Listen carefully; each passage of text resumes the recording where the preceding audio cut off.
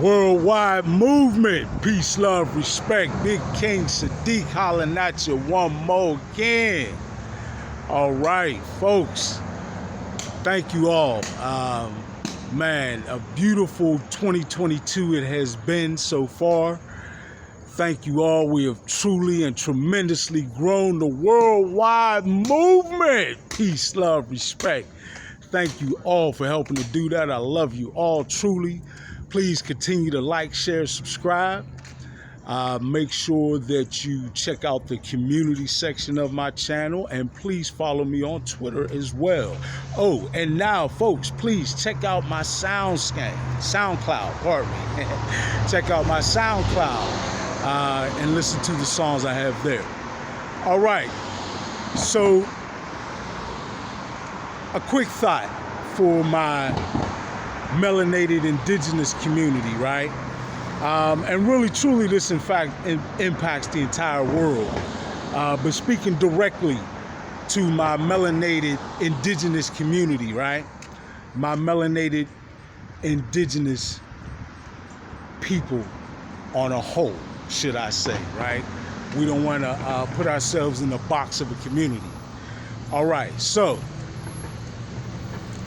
truly one of the most heinous and successful in terms of its nefarious intent and purpose plans has been the direct undermining by the socio-economic elite of the quote-unquote so-called black family, right? The driving of a wedge, first of all, the tearing apart, quite literally, for those of us who did endure chattel slavery. And then for those of us who were still here, right? The other nefarious means in which the tearing apart of our families commenced. And most notably, the wedge, right? The wedge between the so-called black man and the so-called black woman, right? To damage and turn toxic a once beautiful and thriving aspect of who we are, right? Is our beautiful relationship informing the complete meaning of the Ankh. Right? That's another subject I won't delve too much into. But that completion, right? The completion when you have the so-called black man and the so-called black woman, or quite better put, I would say, the melanated geo-indigenous black man and woman, or the melanated geo-indigenous man and woman, pardon me. So beautiful is that bond and the fruit from it, the children and the powerful families produced, right? The beautiful family produced, that is quite literally loathed, right? By the low vibrational frequencies, those unseen masters that the Masons and other quote-unquote secret societies refer to. That beautiful high vibrational frequency family unit is loathed by those low vibers, as I say. And the tearing apart of that family and the wedge driven between the black man, quote unquote, and the quote unquote black woman has been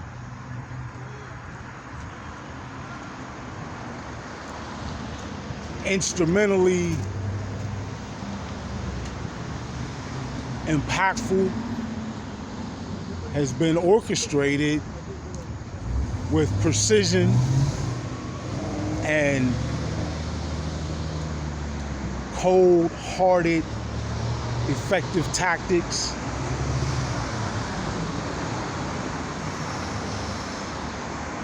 that have carried out the nefarious intent, right,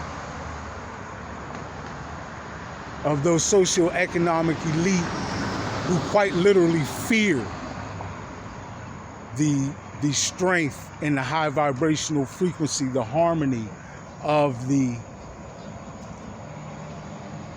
melanated geo-indigenous family, the quote-unquote so-called black family, right? Quite literally fear it. Energetically, it is powerful enough to transmutate the negative energy sent up into the geo-energy grids, Gaia's energy grids, that feed such energies and entities, right? But on a planetary scale, in terms of the paradigm and how the world works, with such strong family units, this fear society couldn't be orchestrated so effectively, right? So they had to tear that down purposefully and with nefarious intent, right? But again, as I always state, knowing is half the battle, folks, and knowing that all of these things, the way the welfare police used to run up in the New York neighborhoods and in some neighborhoods right here in Pittsburgh, Pennsylvania, and other places around the country, enforcing that there be no men in the household where those women have been given subsidized housing, right, and welfare benefits. See, for so long, we've been duped into thinking that the efforts of certain political parties, I think we know the one in particular that has duped the quote-unquote black community for so long, and it seems to be starting to become known. But we've taken their programs as some sort of a saving grace, when in reality, they were really more nefariously intended crutches, right, with elements to them that we don't readily associate, like having an actual police squad that would go and raid the homes of women who are receiving subsidized housing to make sure there was no black man present. Well, that shows you the actual intent. The actual intent of those programs wasn't to help in any way. It was to make sure that those black families, those so-called quote-unquote black families, were kept divided, right? Were kept separated, so that those children would grow up knowing no father, right? The only father that they would know would be the system. So much of this is not anything new to most of us who are in the quote-unquote conscious community. We all know this. But let us take for a minute and ponder, right? Those of us who consider ourselves to be conscious, and everyone in general on the planet. Honestly, what would this world look like with a restoration of the melanated geo-indigenous family, the so-called quote-unquote black family? What would this world look like with that in place? What would this world look like with the relationship between melanated, geo-indigenous men and women, repaired and healthy and thriving and supportive of one another in every way, equal to one another in every way, and fine with that, right?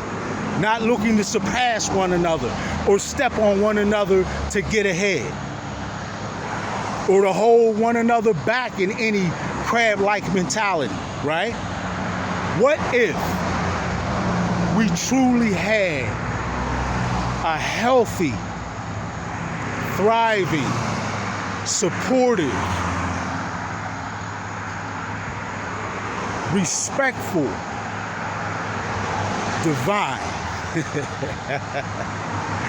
divine relationship there? What would that look like, and what would it mean to the world? What repercussions would reverberate throughout the world? What would we be sending to the quantum field? Huh? What energetic message would we be sending to the quantum field that we want our reality to look like, if that were the case? Powerful. Beautiful and powerful indeed. Folks, this is attainable. Along with every other construct of the socio-economic elite, we could tear down the walls that have made us separate. We could tear down all these isms, right? We could tear down all these idiosyncrasies and all of these cleverly placed social triggers, right? You know, placed in your comedy, placed in your music. Think about it. That highlight us being apart. That highlight us being against one another, right?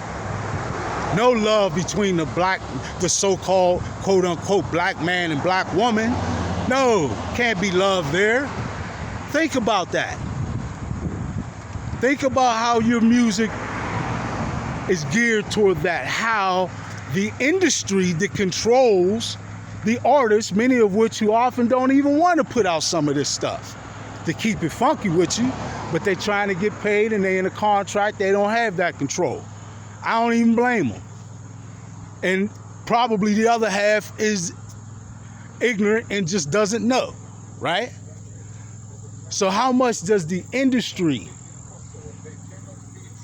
that is putting that music out, how much do they put in that music to purposefully keep our families broken and apart, to keep us against one another as man and woman? How much is vested there? Think about that for a second. How much is invested in that? If you don't believe if in fact don't believe, as I say all the time, don't believe anything I say, do the research for yourself. But now I'm asking you to think about something for yourself. How much money is really invested into bringing negative messages into our homes, into our lives, into the lives of our children?